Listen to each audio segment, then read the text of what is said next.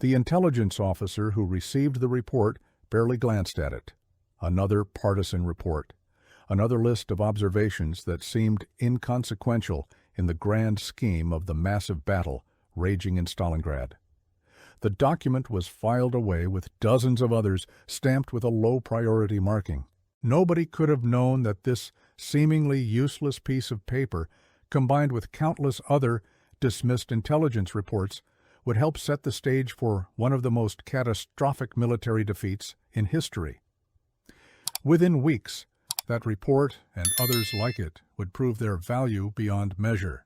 The seemingly insignificant details about Romanian positions, their lack of anti-tank weapons, their low morale, their inadequate winter equipment, all would become pieces of a puzzle that Soviet military intelligence was quietly assembling.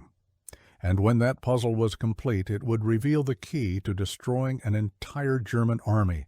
This is the story of how intelligence that was dismissed as useless became the foundation for Operation Uranus, the Soviet counteroffensive that trapped 290,000 Axis soldiers in the frozen ruins of Stalingrad. It's a story of overlooked warnings, ignored reports, and the catastrophic price of underestimating your enemy. But to understand how we got to that moment, we need to go back to the beginning. On June 22, 1941, Adolf Hitler launched Operation Barbarossa, the largest military invasion in human history. 3.5 million German soldiers, supported by 600,000 troops from Allied nations, crossed into Soviet territory. The blitzkrieg that had conquered Western Europe in weeks now turned east. The initial victories were spectacular. Entire Soviet armies were encircled and destroyed. Millions of soldiers were captured. Cities fell in days. But the Soviet Union was different from any adversary the Wehrmacht had faced. The country was vast, almost inconceivable in its size. Roads that the Germans knew from France and Belgium simply didn't exist. When it rained, dirt roads became rivers of mud that swallowed entire vehicles. And the Soviets fought with fierce determination, even when surrounded, even when defeat seemed certain. Before we continue this fascinating story, I'd like to ask you a favor. If you're enjoying this content, please hit that like button and subscribe to the channel. It really helps us continue bringing you incredible stories like this one. And drop a comment below. Did you know about the partisan intelligence that helped win Stalingrad? Now, let's continue. The Russian winter of 1941 arrived with a fury the Germans weren't prepared to face. Temperatures dropped to -40 degrees. Soldiers lost fingers and entire limbs to frostbite. Tank oil froze overnight, weapons jammed. And then, in December, right at the gates of Moscow, when German soldiers could see the Kremlin towers through their binoculars, the Soviets counterattacked. Fresh Siberian divisions, equipped for winter, emerged from the frozen mist. These were troops that Joseph Stalin had kept in Manchuria, guarding against a possible Japanese invasion. But Japan's attack on Pearl Harbor in December meant Japan was too busy with the United States to threaten Siberia. These divisions were transported across thousands of miles and thrown against the exhausted German lines before Moscow. For the first time since the war began, the Wehrmacht retreated. The blitzkrieg had failed. The quick victory Hitler had promised didn't happen. But the German dictator didn't learn the lesson. In his megalomaniacal mind, the failure wasn't in the plan, but in the execution. For the summer of 1942, he planned a new offensive, even more ambitious than the last. Operation Case Blue was launched in June 1942. This time, the objective wasn't Moscow, but the rich oil fields of the Caucasus. Germany was desperate for fuel. Its tanks, its planes, its entire war machine consumed oil at an alarming rate. If they could capture the oil fields of Baku and Grozny, they would not only gain vital fuel, but also deprive the Soviets of their main supply. Army Group South advanced in two directions. Army Group A, under Field Marshal Wilhelm List, would advance toward the Caucasus.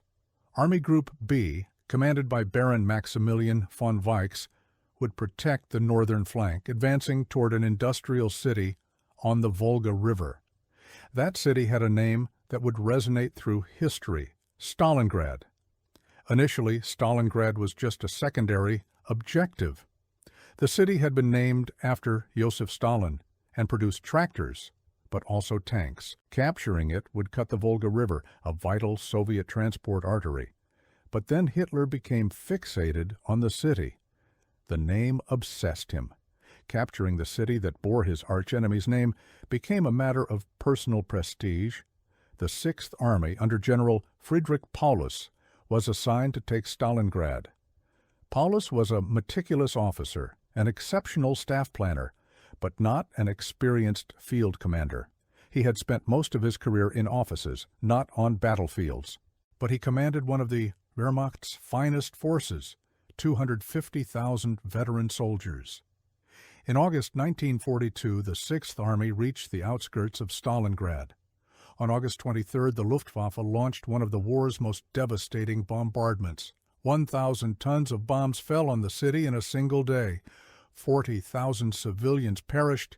In the first week, the city was transformed into a hellscape of fire and rubble. But Stalin issued an order that would be engraved in Soviet history. Order number 227, known as "Not One Step Back." Retreat was treason. Every Soviet soldier should defend every meter of Soviet soil to their last breath.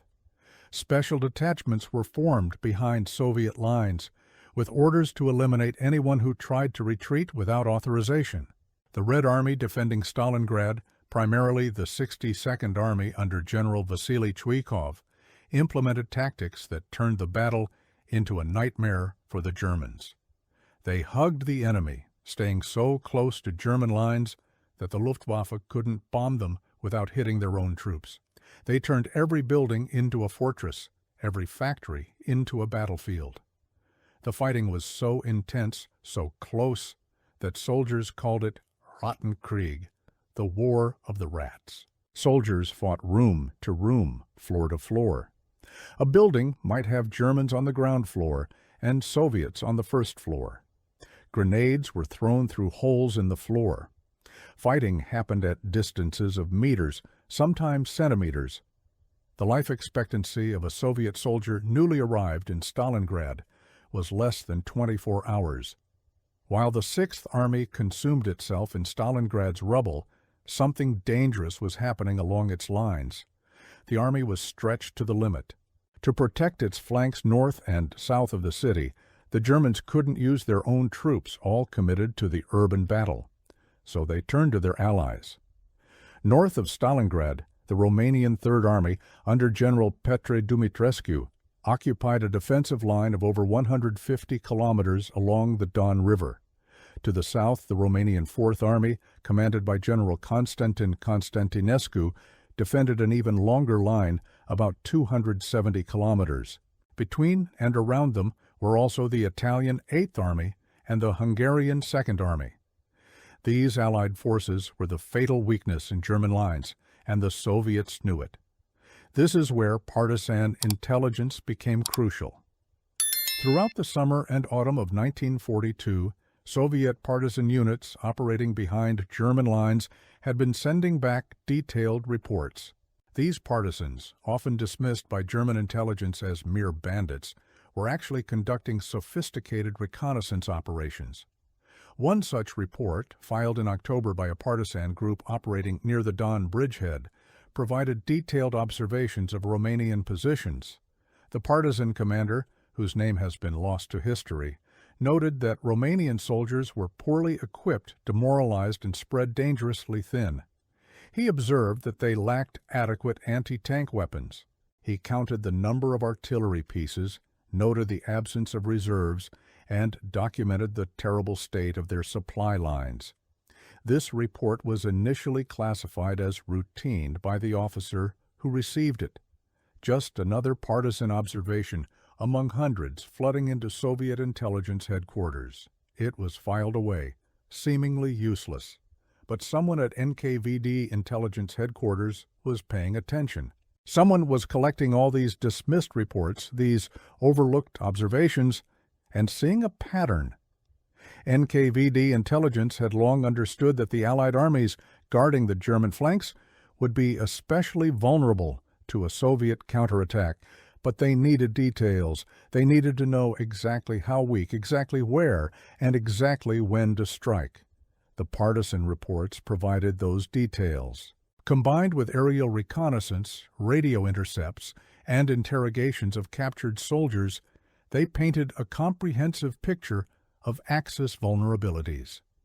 The Romanians on the northern front, where the Soviets would concentrate the majority of their power during the assault, were spread out and undersupplied. There was a near-complete lack of anti-tank weaponry capable of penetrating the armor of the heavy Soviet T-34 tank. Each Romanian division had to defend a front 12 miles long. To put this in perspective, German military manuals recommended that a division defend at most 3 to 4 kilometers of front. The Romanians were defending 5 times more territory than would be considered safe. The Germans had promised modern equipment, but deliveries were always insufficient or inadequate. Each Romanian division at Stalingrad received half a dozen 75mm anti-tank guns, converted French artillery pieces that were only marginally better than the small-caliber anti-tank guns they already used. Against Soviet T-34 tanks, they were practically useless. Moreover, partisan reports noted something else: morale problems. Romanian soldiers didn't fully share Nazi ideology. They were fighting far from home in a war that offered their country little benefit. Many were conscripts who had no desire to freeze to death on the Russian steppe. Soviet intelligence officers reading these partisan reports understood that these troops would likely break under sustained pressure. In September 1942, while urban fighting raged in Stalingrad, a highly classified meeting took place in Moscow. Stalin summoned his 2 most trusted military commanders, Marshal Georgy Zhukov, hero of Moscow's defense, and General Alexander Vasilevsky, the brilliant chief of General Staff. Stalin posed a simple but monumental question: how could they not just relieve Stalingrad, but destroy the German forces threatening it? For days, Zhukov and Vasilevsky worked in secrecy, analyzing maps and intelligence reports at General Staff headquarters. They developed an audacious plan that would become known as Operation Uranus. Rather than attacking the Germans head-on in the city, they would strike at the flanks, where weaker Romanian and Hungarian troops held positions. 2 massive pincer movements would encircle Paulus's 6th Army, cutting it off from supply lines and reinforcements. And here's where those dismissed partisan reports became invaluable. When planning exactly where to strike, Soviet commanders relied heavily on the detailed intelligence that partisans had provided about Romanian positions. They knew which sectors were most thinly held. They knew where the Romanians had the least anti-tank capability. They knew which units had the worst morale. All thanks to those supposedly useless reports from ragged partisans operating behind enemy lines. The plan was elegant in its simplicity and devastating in its potential. The Soviets would launch coordinated attacks north and south of Stalingrad, specifically targeting sectors defended by Romanians. Soviet armored forces would break through the weak lines, bypass Stalingrad, and meet west of the city, creating a giant cauldron with the 6th Army trapped inside. Preparation for Operation Uranus was a masterpiece of deception and logistics. The Soviets were already masters of camouflage and deception, but Zhukov and his staff turned it into an art. While plans for Uranus advanced, the Soviets launched several small attacks against Army Group Center. Dummy formations with their own radio networks were established in that sector, giving German intelligence officers the impression that the Russians were concentrating forces for a late fall or early winter offensive against Army Group Center. General Reinhard Gehlen, head of Fremde Heer Ost, German military intelligence for the Eastern Front, was responsible for gathering and deciphering intelligence. Although surprised by the number of Russian divisions identified during the first months of the 1941 invasion, His office still didn't appreciate the vast manpower reserves possessed by the Soviet Union. With the supposed buildup of Soviet forces in Army Group Center's sector, Fremde Heere Ost was convinced that the Russians couldn't possibly possess enough men to launch any major offensive in the south. It was a catastrophic miscalculation. While German intelligence looked north, the Soviets were amassing a massive force around Stalingrad. More than 1 million Soviet soldiers, 13,000 guns and heavy mortars, 894 tanks, and over 1,000 aircraft were being quietly positioned. Secrecy was essential. The Soviets implemented unprecedented security measures. All troop movements were made at night. During the day, units hid in forests and ravines. Radio transmissions were strictly prohibited in concentration areas. Troops weren't informed of their missions until moments before attacks. But even the Soviets couldn't completely mask the movements of such a massive force. Engine sounds echoed in the cold autumn air. Horses neighed, tanks rumbled in nighttime convoys, and some of the Romanians on the front lines were getting nervous. They sent reports up the chain of command warning of unusual activity. These reports reached German headquarters, and here's the tragic irony. German intelligence received warnings, not just from nervous Romanians, but from their own reconnaissance units. On November 17th, Romania's Defense Minister Mihai Antonescu pressed Germany's ambassador for more supplies and equipment, saying, "The Russians are right now preparing a big action in exactly the region where our troops are situated. I don't want to lose our army, for it is all we have." But German commanders dismissed these warnings. They had received so many false alarms. The Romanians were known to be nervous. German intelligence believed the Soviets were too weakened by previous losses to mount a major offensive. Hitler himself was fixated on capturing Stalingrad and refused to believe the city was at risk. This dismissal of intelligence warnings extended to partisan reports as well. Throughout the autumn, German security forces had captured or intercepted several partisan communications describing Romanian weaknesses. These were filed as routine intelligence, nothing actionable. After all, what could a ragged band of partisans really know about strategic military matters? This was a fundamental failure to understand the nature of the partisan war. Soviet partisans weren't just saboteurs cutting telephone lines and ambushing supply convoys, though they did plenty of that too. They were an organized intelligence network, trained and coordinated by the NKVD and Red Army intelligence. Their reports were systematic, detailed, and accurate. Partisans had several advantages as intelligence gatherers. They could observe German and Romanian positions for extended periods without detection. They could talk to local civilians who worked for the Germans and gather information that way. They could count vehicle movements, note the arrival or departure of units, and assess the general state of enemy forces. All information that would be invaluable to Soviet planners. The partisan movement behind German lines was itself a response to the brutal occupation. When German forces invaded, they brought with them a program of systematic violence against civilians, particularly in areas designated for future German colonization. Millions of Soviet citizens found themselves under occupation, facing starvation, forced labor, and worse. Many joined partisan units out of desperation and rage. By late 1942, the partisan movement had become a serious problem for the Germans. Thousands of fighters organized into hundreds of units were operating across the occupied territories. They cut supply lines, destroyed bridges, ambushed convoys, and tied down large numbers of German troops who had to guard rear areas instead of fighting at the front. For Operation Uranus, partisan activities played a crucial supporting role. In the weeks leading up to the offensive, partisan units intensified their attacks on German supply lines leading to Stalingrad. They targeted railroads particularly, understanding that the German supply situation was already precarious. Every train they derailed, every bridge they destroyed, made the German position slightly weaker. German commanders were forced to divert troops to guard supply routes. These were troops that could have been used to reinforce the flanks or create a mobile reserve, but they were stuck protecting railroads from partisan attacks. This was part of the Soviet strategic calculation, and it worked brilliantly. On November 18, 1942, the first snow fell on Romanian trenches south of the Don River.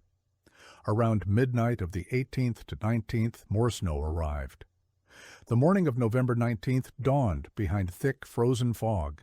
Shortly after 5 a.m., Lieutenant Gerhard Stuck, posted with the Romanian Fourth Corps in the Kletskaya sector, made a telephone call to 6th Army headquarters in Golubinsky. Through the frozen fog, he could hear disturbing sounds.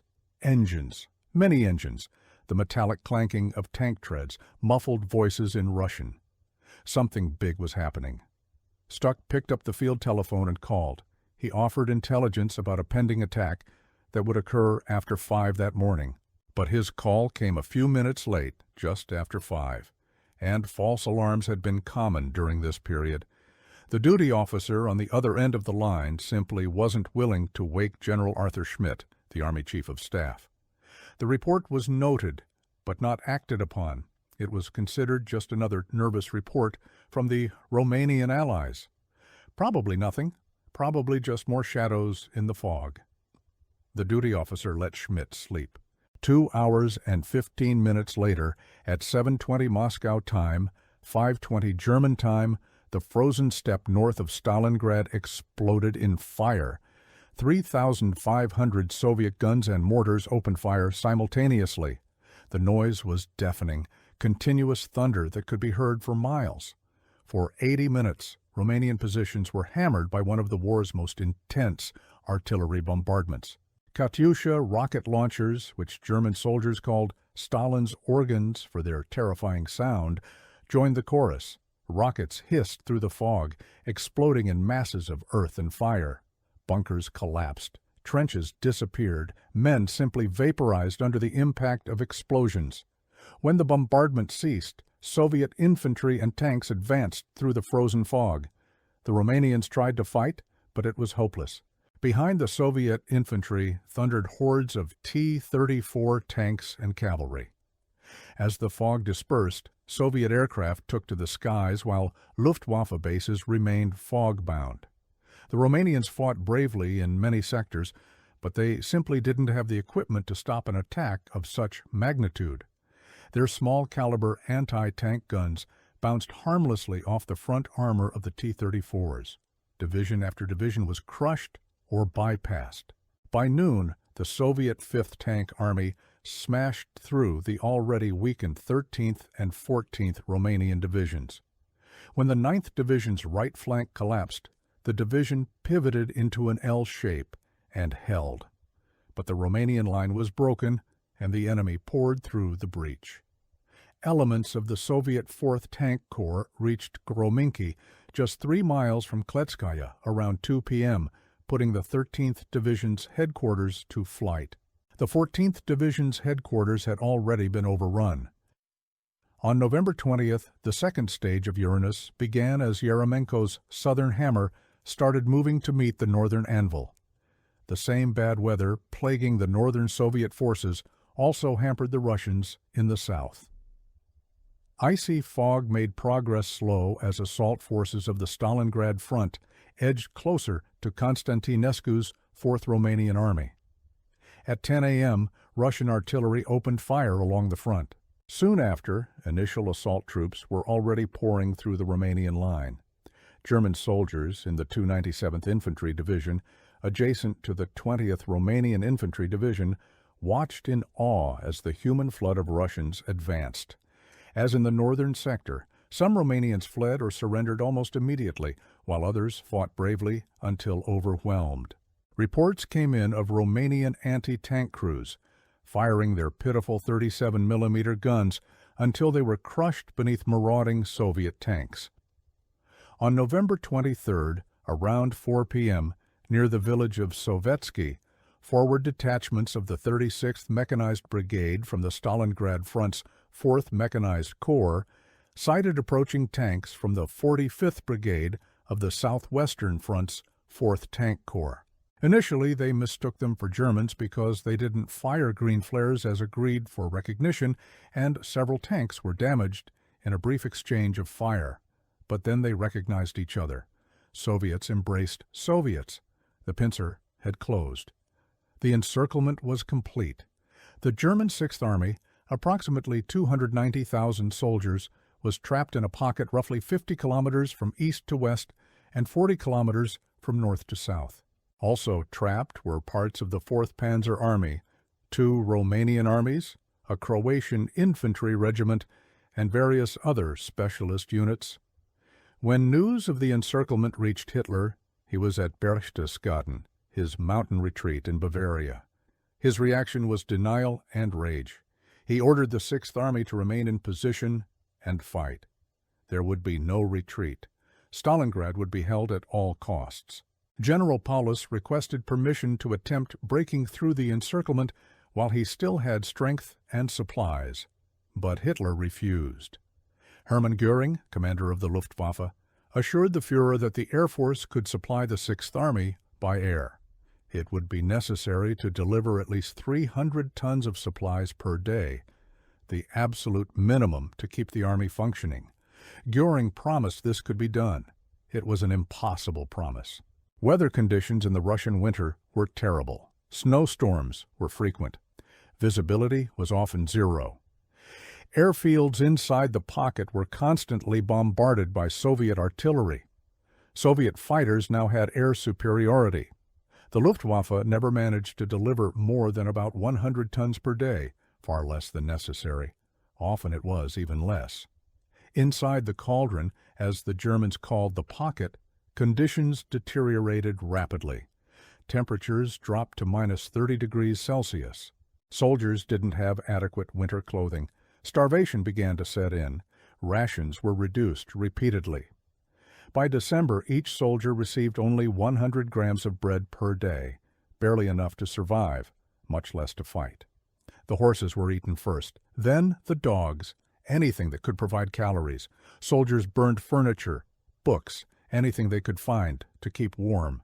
Diseases spread rapidly: dysentery, typhus, frostbite. Field hospitals became overcrowded with dying men. Field Marshal Erich von Manstein, one of Germany's finest generals, was tasked with rescuing the Sixth Army. In December, he launched Operation Winter Storm, an attempt to break through to Stalingrad. The 6th Panzer Division, newly arrived from France, led the attack. They managed to reach within 48 kilometers of Stalingrad before being stopped. Manstein begged Paulus to attempt a breakout to meet the relief forces, but Paulus refused without a direct order from Hitler, and Hitler refused to give such an order. The Sixth Army was to remain and fight. In January 1943, the Soviets launched Operation Ring, the final attack, to eliminate the pocket. Soviet forces advanced slowly, compressing the pocket ever tighter. The fighting was ferocious. The Germans, even starving and frozen, fought with desperate determination. On January 30th, 1943, Hitler promoted Paulus to Field Marshal, a cynical promotion. No German field marshal had ever surrendered. The message was clear. Paulus was expected to end himself rather than surrender.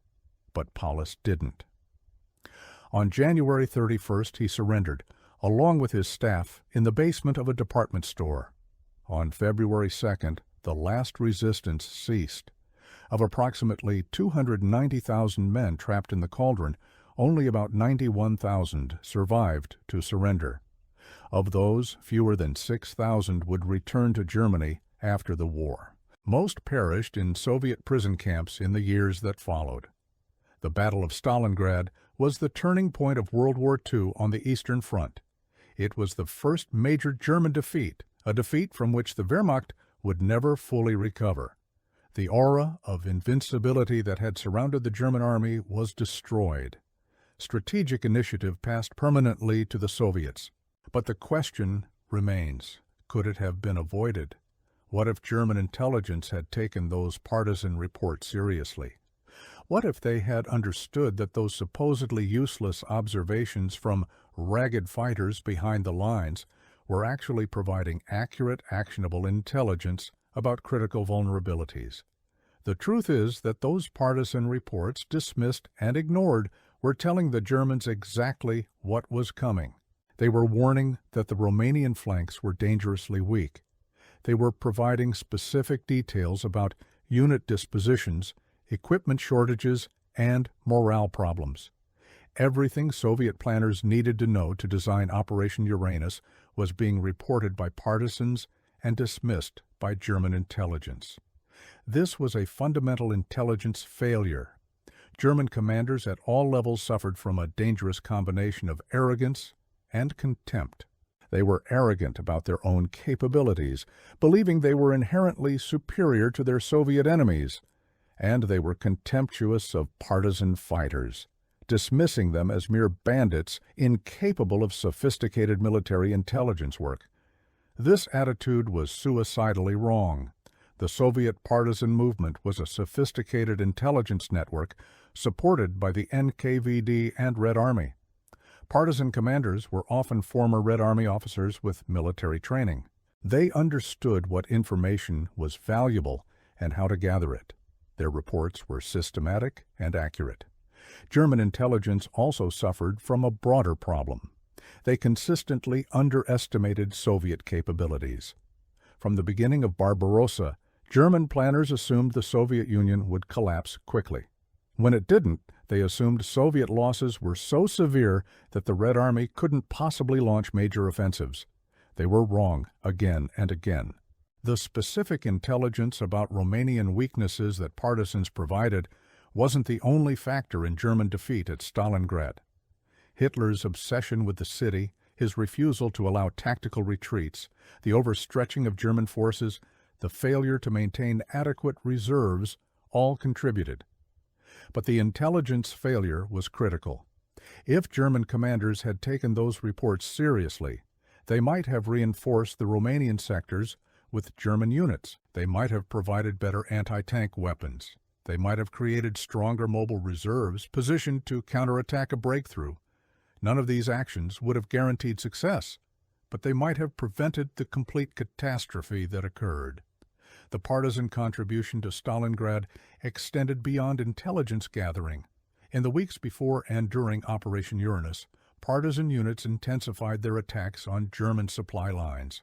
They specifically targeted railroads leading to Stalingrad, understanding that the German supply situation was already critical. Every bridge they destroyed, every train they derailed, made the German position weaker. This wasn't random sabotage. It was coordinated with the Red Army's operational plans. Partisan headquarters in Moscow received detailed instructions about which targets to prioritize and when to strike them. The result was a comprehensive campaign that degraded German logistics precisely when they were most vulnerable. German forces found themselves fighting a multi-front war even within their own rear areas. They had to commit substantial forces to guard supply lines, forces that were desperately needed at the front. They had to convoy supplies because individual vehicles were too vulnerable to partisan ambush. All this slowed supply movements and increased costs. The psychological impact of partisan warfare also can't be underestimated.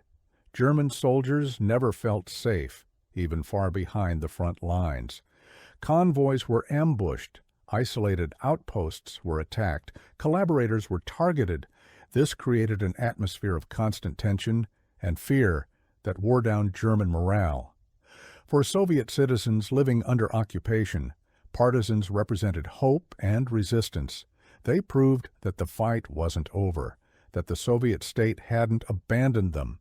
This was important for maintaining civilian morale and encouraging resistance in various forms. The partisan war also tied into the broader ideological nature of the conflict. This wasn't just a war between armies, but between systems, between ways of life. Nazi ideology viewed Slavic peoples as subhuman, fit only for elimination or enslavement. The brutality of German occupation policies created the partisan movement. People who might have been neutral or even opposed to Soviet rule took up arms because the alternative was annihilation. This created a vicious cycle. German brutality spawned partisan resistance. Partisan resistance provoked German reprisals against civilians. These reprisals drove more people into the partisan ranks. By late 1942, the partisan movement behind German lines had become a significant military factor, one that German planners had never anticipated. The story of the partisan report that was dismissed as useless is ultimately a story about the danger of arrogance in war. German commanders believed they knew better than partisans, better than Romanians, better than their own intelligence officers who tried to warn them. This arrogance cost them an army. It's also a story about the importance of all-source intelligence. Modern military intelligence emphasizes gathering information from multiple sources and cross-referencing them to build a complete picture. The Soviets did this effectively, combining partisan reports with aerial reconnaissance, signals intelligence, and prisoner interrogations. The Germans failed to do this, dismissing sources they considered unreliable. The human cost of these failures was staggering. The Battle of Stalingrad, including the period of encirclement, cost over 2 million casualties, combatants and civilians combined. The city itself was virtually destroyed, reduced to rubble. Entire divisions ceased to exist. Families were shattered. The psychological scars lasted generations. For the Romanian soldiers who fought and perished on the flanks of Stalingrad, the battle was especially tragic. They were placed in impossible positions by their German allies, asked to do the impossible with inadequate resources. Many fought courageously, but were simply overwhelmed by superior Soviet forces. Romanian casualties were enormous. The Third Romanian Army lost about 100,000 men. The Fourth Romanian Army suffered similar losses. These losses had political consequences. Romania began seeking a way out of the alliance with Germany. In August 1944, Romania switched sides, joining the Allies. Italy had already done the same in September 1943 after the Allied invasion of Sicily. For Soviet soldiers who fought at Stalingrad, victory came at a terrible cost. Soviet casualties during the battle were even higher than German casualties. The Red Army lost over 1 million men, killed, wounded, and captured during the entire Stalingrad campaign. But unlike the Germans, the Soviets could replace their losses. The Soviet Union had a much larger population and had mobilized its economy for total war. The battle also forged a generation of experienced Soviet commanders. Officers like Vasily Chuikov, who defended Stalingrad street by street, and Konstantin Rokossovsky, who commanded the Don Front during the encirclement, became the leaders who would take the Red Army to Berlin. They learned valuable lessons about urban warfare, encirclement operations, and combined arms coordination. The legacy of Stalingrad echoed far beyond its frozen ruins. For the Soviet Union, it was a victory that proved the fascist giant could be defeated. Soviet morale soared. Stalin's prestige as a military leader was enormously enhanced. And the Red Army learned valuable lessons about large-scale encirclement operations that it would apply repeatedly as it advanced west in the following years. For Germany, it was a disaster from which it never fully recovered. Not just in terms of men and equipment lost, though that was significant, but in terms of morale and strategic initiative. After Stalingrad, the Wehrmacht was on the defensive on the Eastern Front. There would be limited offensives, like at Kursk in the summer of 1943, but the war of conquest was over. From then on, it was a question of how much territory could be held, for how long. The battle also had a profound impact on the German psyche. Nazi propaganda had portrayed the German army as invincible, destined for victory. Stalingrad destroyed that illusion. Even with Goebbels' efforts to control the narrative, the truth leaked out. Families received news that their sons, husbands, and fathers had perished on the Volga. National mourning couldn't be hidden. For the Western Allies, Stalingrad was proof that the Soviet Union would continue in the war. There had been fears that Stalin might seek a separate peace if the situation became too desperate. Stalingrad proved that the Soviets were willing and able to resist and counterattack. Looking back now, more than 80 years later, the story of Stalingrad and the intelligence failures that led to it offers important lessons. It reminds us that in war, as in life, arrogance and contempt for your enemy are dangerous. It teaches us that intelligence from unconventional sources can be just as valuable as intelligence from traditional military reconnaissance. It shows us that small details, seemingly insignificant observations, can add up to reveal critical vulnerabilities. That partisan report filed away as useless in October 1942 was part of a larger pattern that Soviet intelligence recognized and German intelligence dismissed. It contained information about Romanian positions, equipment, and morale that proved accurate and actionable. Combined with dozens of other such reports, it helped Soviet planners design an operation that achieved complete strategic surprise and changed the course of the war. The officer who initially dismissed that report probably never knew how important it would prove. The partisan who filed it probably died without knowing the role his intelligence played in the great victory.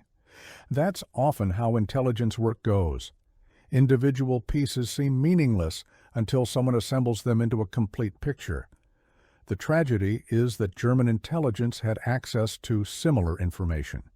They received reports from their own reconnaissance units. They heard warnings from Romanian commanders. They intercepted partisan communications. They had prisoners who could be interrogated.